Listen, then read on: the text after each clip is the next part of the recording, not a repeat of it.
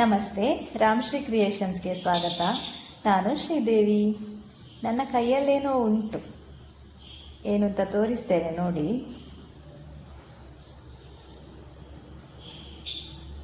ಇದೇನು ಅಂತ ಗೊತ್ತಾ ನಿಮಗೆ? ನಾವಿದಕ್ಕೆ ಅಜ್ಜಿ ಪುಟ್ಲಕಾಯಿ ಅಂತೇಳಿ ಹೇಳ್ತೇವೆ. ನೀವೇನು ಹೇಳ್ತೀರಾ ಅಂತ ಕಮೆಂಟ್ ಮಾಡಿ ತಿಳಿಸಿ ಆಯ್ತಾ. ಈ ಮಳೆಗಾಲದ ಟೈಮಲ್ಲಿ ಅದೃಷ್ಟಕ್ಕೆ ಹುಟ್ಟುವಂಥ ಗಿಡ ಇದು.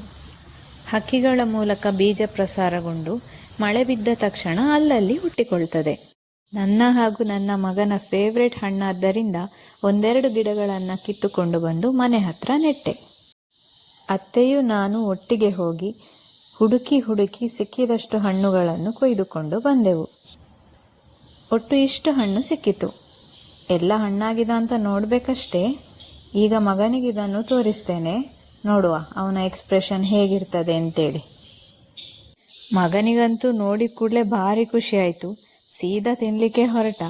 ನಾನು ಅವನನ್ನು ತಡೆದು ನಿಲ್ಲಿಸಿದೆ, ವಿಡಿಯೋ ಮಾಡ್ಕೊಳ್ತೇನೆ ಆಮೇಲೆ ತಿನ್ನು ಅಂತ ಹೇಳಿ. ನೋಡಿ, ಇದರ ಶೇಪ್ ಕೂಡ ಎಷ್ಟು ಚಂದ ಉಂಟಲ್ಲ.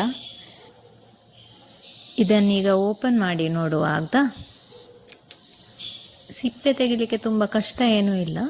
ಒಮ್ಮೆ ಹೀಗೆ ಎಳೆದ್ರೆ ಸೀದಾ ಬರ್ತದೆ ಅದು. ಸಿಪ್ಪೆಯೊಳಗೆ ಈ ರೀತಿ ರೌಂಡ್ ಆದಂಥ ಒಂದು ಸಣ್ಣ ಹಣ್ಣು.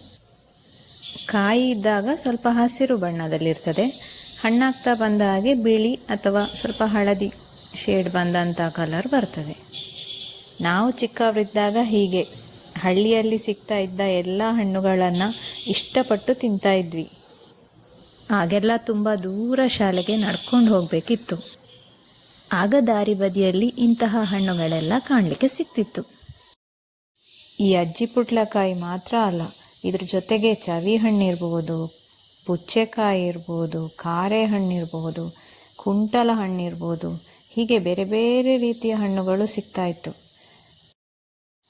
ಅದನ್ನೆಲ್ಲ ಕೊಯ್ದು ತಿಂತಾ ಗೆಳತಿಯರೊಂದಿಗೆ ಮಾತಾಡ್ತಾ ಶಾಲೆಗೆ ಹೋಗುವ ಮಜವೇ ಬೇರೆ. ಈಗಿನ ಮಕ್ಕಳಿಗೆ ಇಂಥದ್ದೆಲ್ಲ ಗೊತ್ತಿರಲಿಕ್ಕಿಲ್ಲ ಬಿಡಿ. ಆದರೂ ಈಗ ಸಿಗುವಂತಹ ಹಣ್ಣುಗಳನ್ನು ನನ್ನ ಮಗನಿಗೂ ಪರಿಚಯಿಸ್ತಾ ಇರ್ತೇನೆ. ಅವನಿಗೂ ಇಂತಹ ಹಣ್ಣುಗಳೆಲ್ಲ ತುಂಬ ಇಷ್ಟ ಆಗ್ತದೆ. ನೀವು ಈ ರೀತಿಯ ಹಣ್ಣುಗಳನ್ನೆಲ್ಲ ತಿಂದಿದ್ದೀರಾ? ಯಾವೆಲ್ಲ ಹಣ್ಣುಗಳನ್ನು ತಿಂದಿದ್ದೀರಿ ಅಂತ ಕಮೆಂಟ್ ಮೂಲಕ ತಿಳಿಸಿ ಆಯ್ತಾ. ನನ್ನ ಮಗ ತಿನ್ನಲಿಕ್ಕೆ ಕಾಯ್ತಾ ಇದ್ದಾನೆ. ವಿಡಿಯೋ ಇಷ್ಟ ಆದರೆ ಫಾಲೋ ಮಾಡಿ, ಹಾಗೆ ಚಾನೆಲ್ ಸಬ್ಸ್ಕ್ರೈಬ್ ಮಾಡದೇ ಇದ್ದವರು ಸಬ್ಸ್ಕ್ರೈಬ್ ಮಾಡಿ. Thank you.